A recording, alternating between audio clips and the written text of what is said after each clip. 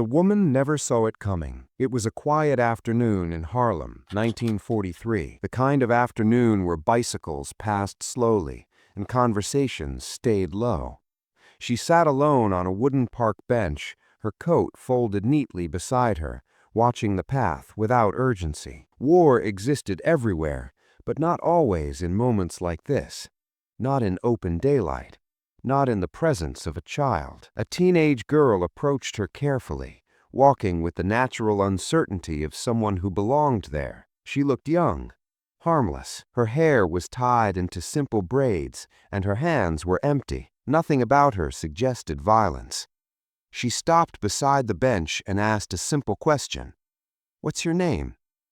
The woman answered without hesitation. Her voice was calm.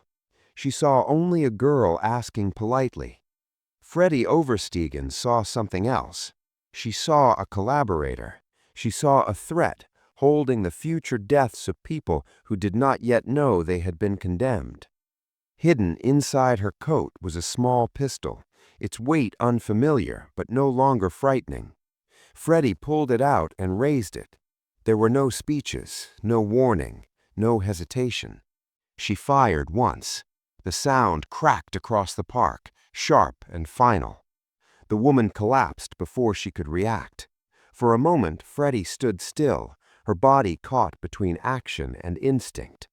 She was 16 years old enough to understand what she had done, young enough to feel its full weight all at once. She turned, climbed onto her bicycle, and rode away down the same path she had traveled hundreds of times before. No one stopped her. No one called out. She became invisible again. The woman on the bench had been compiling a list. Names, addresses, entire families marked for arrest. Jewish men, women, and children whose lives were measured in days once those lists reached German hands. Freddie had not fired in anger. She had interrupted a chain reaction already in motion. But understanding the reason did not make the act easier to carry. Later, she would explain that the moment after pulling the trigger stayed with her more vividly than the moment itself. Her instinct had been to help, to reach down, to reverse what could not be reversed. War had forced her into a role that erased the distance between survival and violence. She did not celebrate. She did not speak about it with pride. She accepted it as necessary, and necessity did not make it lighter. That single act was not an exception. It was a beginning. Freddie and her older sister Truce were already part of something larger than themselves. They were not soldiers in uniform. They were teenagers moving through occupied streets where danger hid behind ordinary faces. Their youth protected them. Their presence disarmed suspicion. German soldiers saw children. Collaborators saw innocence. The resistance saw possibility. Freddie saw responsibility. She had crossed a line that could never be uncrossed. Behind her, the park returned to silence. Ahead of her, the war was waiting. Freddie Oversteegen did not grow up expecting to become part of a resistance movement. She was born in 1925 in a small community outside Harlem, in a country that still believed distance offered protection from war. Her early life was defined not by stability, but by uncertainty. Her family lived modestly, often struggling to afford basic necessities. Her father eventually left, disappearing from her daily life without explanation or return. That absence forced her mother, Trintje, to raise Freddie and her older sister, Truus, alone. Their apartment was small, their possessions few, but their home was never empty. Trintje believed in action. She believed that injustice demanded response, not silence. When refugees began fleeing Nazi persecution in Germany, she opened her door to them. Jewish families, political dissidents, strangers with nowhere else to go slept in the same rooms where Freddie and Truus grew up. The girls learned early that danger was real and that survival often depended on the courage of others. By the time German forces invaded the Netherlands in May 1940, Freddie was 14 years old. The occupation transformed everything almost overnight. Soldiers appeared in the streets, flags replaced familiar symbols, laws changed without warning. Jewish neighbors disappeared quietly, taken in the early hours before anyone could react. Freddie watched as fear reshaped daily life. People stopped speaking openly. They avoided eye contact. They learned to survive by pretending not to see what was happening. But her family refused to accept that kind of survival. Trincha began helping the resistance in small ways at first, distributing illegal newspapers and anti-Nazi pamphlets. Freddie and Trus joined her. They rode bicycles through quiet neighborhoods after dark, slipping papers into mailboxes and pasting messages over German propaganda. Their age made them unlikely suspects. German patrols rarely stopped children. That invisibility became their first weapon. The work grew gradually more dangerous. Each night carried the risk of arrest. Each message they delivered challenged the occupation directly. Freddie understood the consequences if she were caught. She had seen what happened to others. Arrest meant interrogation. Interrogation meant torture. Torture meant death, or worse, betrayal of others. But fear did not stop her. Fear became part of the environment, something constant, like the presence of soldiers themselves. The resistance was not yet asking her to kill. They were asking her to help, to carry messages, to move unseen, to become part of a network that depended on trust and silence. In 1941, that network came to her door. A resistance commander named Franz van der Wiel had heard about the family, about the mother who sheltered fugitives and the daughters who moved through the city without drawing attention. He came not to offer protection, but to offer purpose. He asked their mother for permission to recruit them. It was not a symbolic decision. Joining the resistance meant accepting that survival was no longer guaranteed. It meant living with permanent risk. Their mother did not hesitate. She believed her daughters already understood what was at stake. Freddie and Trus agreed without argument. They were young, but they were not naive. They had already seen enough to know that neutrality was an illusion. There were only two positions left in occupied Netherlands: those who obeyed and those who resisted. The resistance did not immediately hand them weapons. First, they tested them. They needed to know whether courage held under pressure, whether loyalty could survive fear. Freddie did not know it yet, but the life she had known was already ending. The resistance was preparing her for something far more permanent than pamphlets or bicycles. They were preparing her for violence. The resistance did not recruit blindly. Every new member represented both strength and risk, because one weak point could expose dozens of others. Trust had to be proven under pressure, not promised in words. One evening, without warning, that pressure arrived. The apartment door burst open, and a man stepped inside wearing the unmistakable uniform of the Gestapo. His movements were aggressive, his voice loud and controlled. He demanded names. He accused their family of hiding enemies of the Reich. He raised his pistol slightly, not firing, but making its presence impossible to ignore. The message was clear. This was not a conversation. This was domination. Freddie was young enough to understand exactly what Gestapo officers represented. She had seen neighbors disappear after encounters like this. She had heard doors breaking open in the night. She knew what happened to people who failed these moments. Fear came instantly, but it did not control her. She did not answer his questions. She did not point to anyone. She did not attempt to negotiate. Instead, she resisted physically, pushing back against him, striking him, refusing to cooperate even when submission would have been easier. Her sister did the same. They chose resistance before calculation.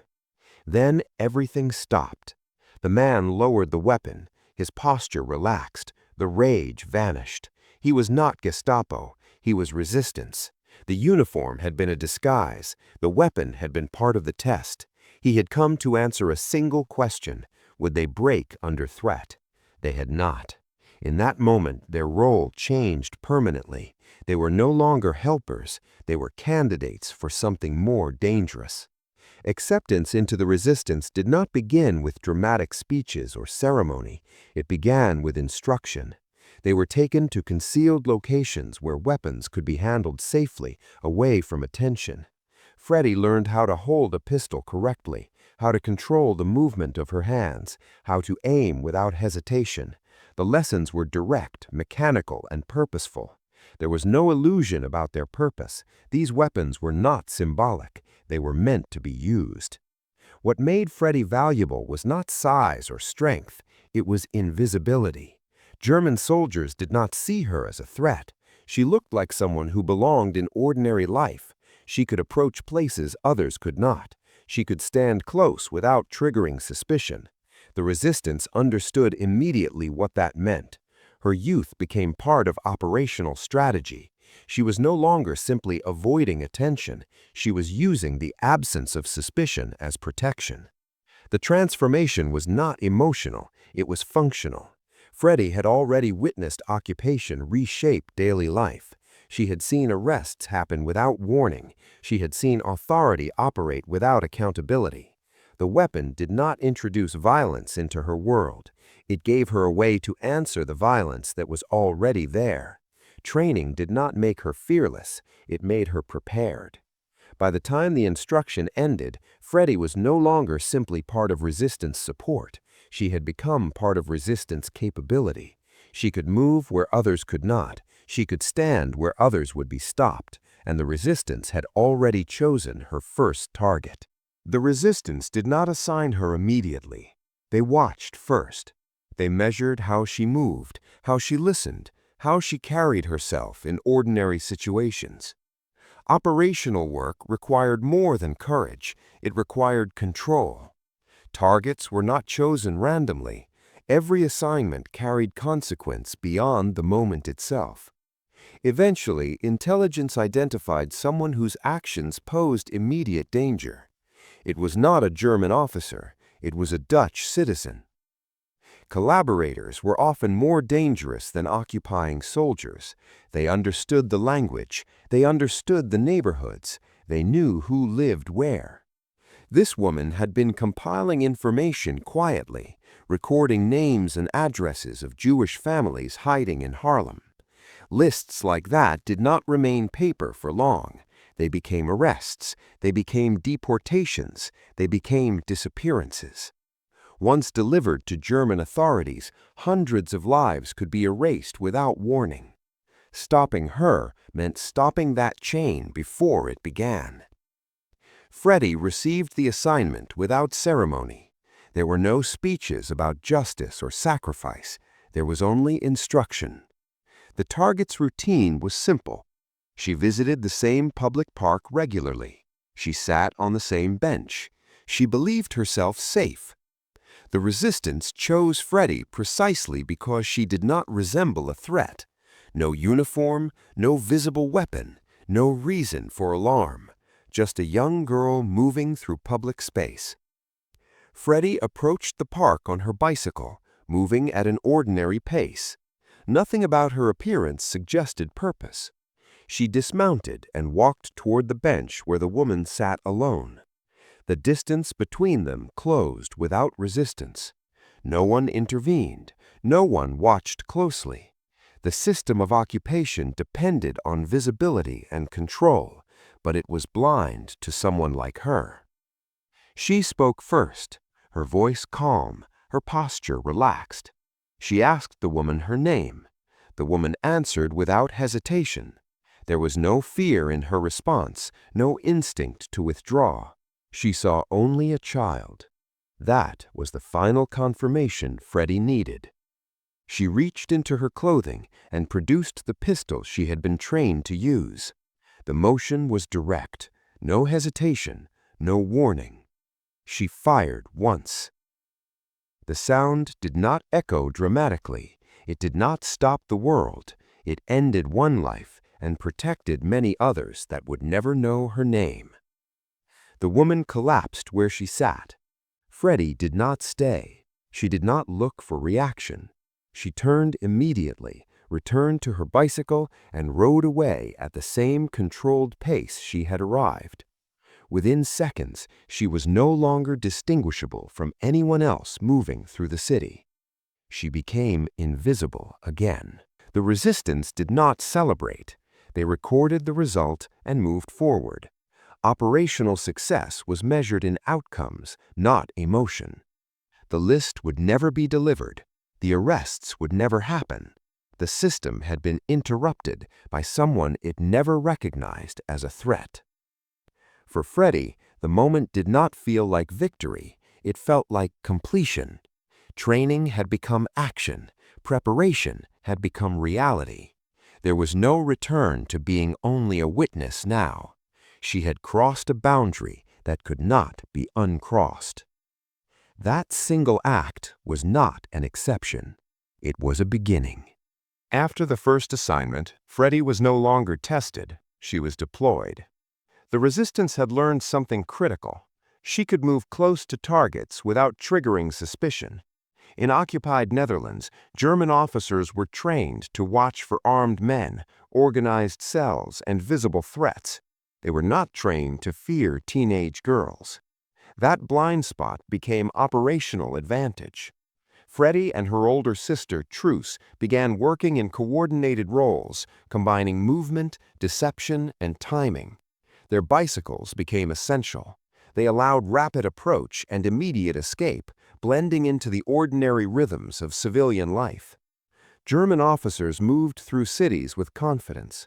They entered cafes, smoked in public, and walked streets believing occupation gave them control.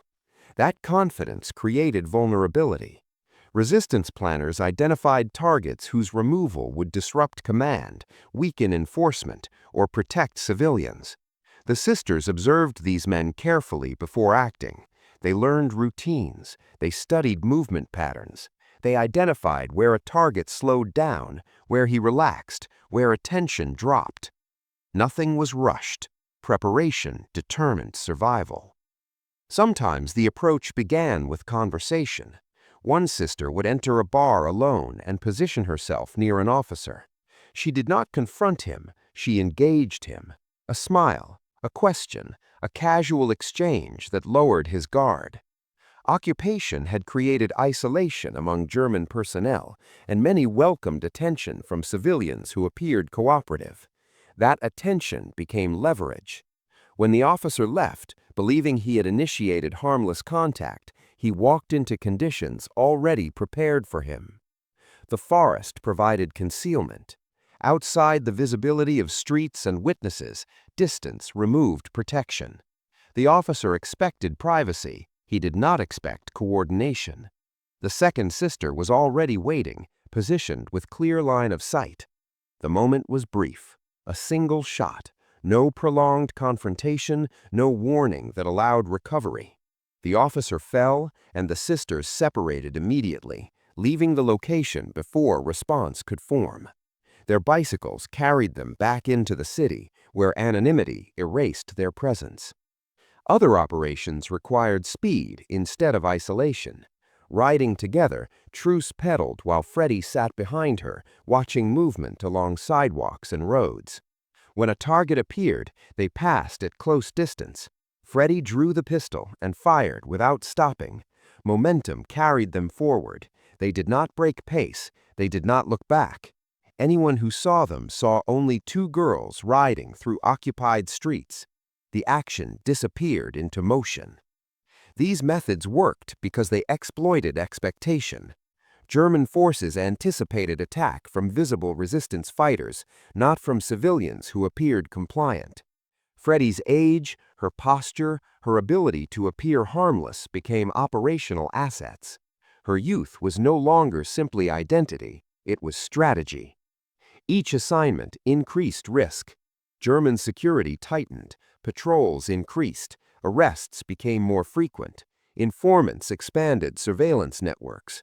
Yet the sisters continued operating because hesitation allowed the occupation to strengthen. Every successful operation weakened control, disrupted authority, and demonstrated that resistance could reach even those who believed themselves protected. Freddie understood the danger fully. Capture meant interrogation, torture, and execution. There would be no protection for her age, no exception for her identity. Still, she continued, not because she had stopped feeling fear, but because fear no longer determined her actions. She had become something the occupation could not easily detect, predict, or stop. And soon, someone would join them who would make their small unit even more dangerous. In 1943, a third figure entered their world. Her name was Hani Shaft. She did not look like a resistance fighter. She was a university student, trained in law, raised in a stable household that had expected her to build a conventional life. She had studied human rights, believed in legal systems, and trusted structure. That belief ended when German authorities demanded loyalty oaths from students. Compliance meant survival. Refusal meant exclusion. Hani refused. She lost her place at the university. She lost her future. But she gained something else: clarity. She joined the resistance knowing exactly what it required. Unlike Freddie, who had grown into the role through gradual escalation, Hani entered with full awareness. She understood consequences. She understood permanence, and she accepted both. Her intelligence quickly made her valuable. She studied targets carefully, memorized routes, and calculated timing with precision. She was not reckless. She was deliberate. Together, the three formed a unit that combined distinct strengths. Truss provided leadership. Freddie provided access and reconnaissance. Hani provided planning and execution discipline. They sabotaged railway lines to slow deportation transports. They disrupted supply routes. They removed collaborators whose information threatened hidden civilians. Each action carried increasing danger, and German authorities began noticing patterns. Arrests intensified. Surveillance expanded. Resistance fighters disappeared into prisons and execution grounds. Hani's appearance made concealment difficult. Her red hair was distinctive. Witnesses remembered it. German forces circulated descriptions. She adapted, dyeing her hair darker and altering her clothing, but physical change could not erase operational history. The search narrowed. In March 1945, as Allied forces approached and occupation authority weakened, Hani was stopped at a checkpoint while transporting illegal materials. Inspection revealed enough evidence to justify arrest. She was taken into custody and interrogated. German officers understood they had captured someone significant, but they needed confirmation. They isolated her. They applied pressure. They demanded names. She gave none. She admitted her actions but protected everyone else.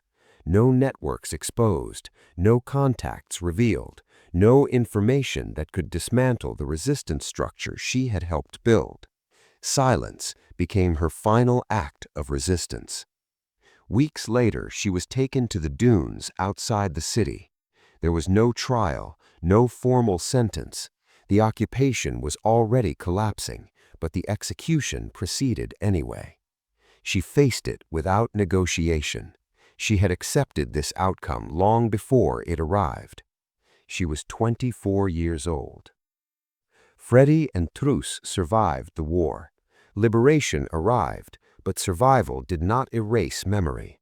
They carried everything with them: the assignments, the faces, the irreversible decisions made in occupied streets and silent forests. They did not celebrate their actions. They did not glorify them. They understood what resistance required and what it cost. Freddie would later say that killing never became easy. It became necessary, and necessity did not remove consequence. The occupation had relied on fear, control, and predictability. Freddie Overstegen had broken all three. She had entered the war as someone occupation forces would never suspect. She left it as someone they had never been able to stop.